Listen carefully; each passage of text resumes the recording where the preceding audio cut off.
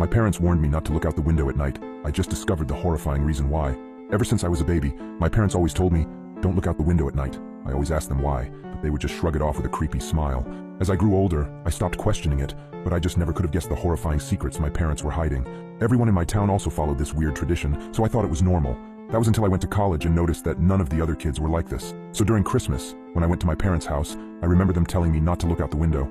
I gave them a smile and a small chuckle before telling them I wouldn't. However, curiosity struck me the moment they left the room. As I lay in the dark, I came to a decision. I was going to look out of the window. Just as my hand came to the sheer white curtain of the guest room, I paused. My mind flashed to that one time when I was 12. My parents were talking in the kitchen. I was home with the flu and was about to make my way to the sink for some water, but I stopped at the doorway. I hid behind the wall, peeking my head out from the doorway just an inch. My mother was crying and my father was holding her and rocking. That poor little girl. I feel horrible for her family, whispered my mother.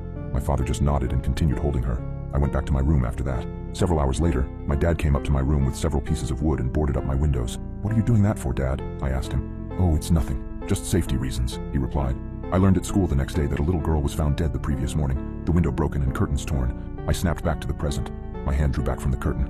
I shook my head, cursing myself for being so weird. What was the worst that could happen?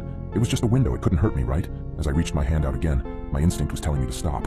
My gut twisted as I reached nearer and nearer. Just as I touched the curtain, a painful howl came from the forest surrounding the house. I flinched back, deciding to just lay down and try to get some sleep. I forgot how hard it was to get sleep in my hometown.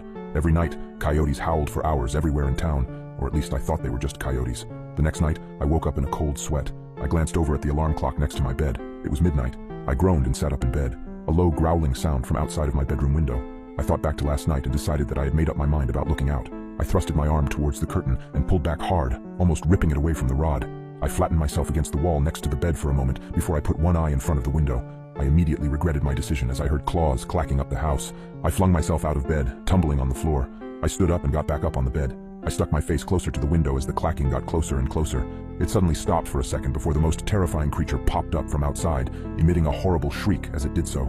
I can never forget its face, the way the hollow eyes oozed some kind of black substance, like tar, and the way its lips were pulled back into a gruesome grin, the teeth blood-stained and razor-sharp.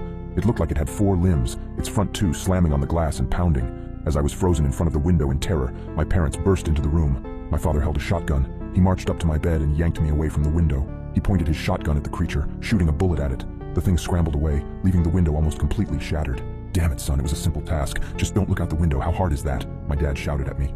I wasn't processing his words. I was sitting on the floor, arms and legs splayed everywhere in utter shock. What the hell had I just seen? My mother ran to the bedroom door. She had tears in her eyes. "Is everyone all right?" she asked. "Yeah, we're fine. We still gotta get that creepy effing monster."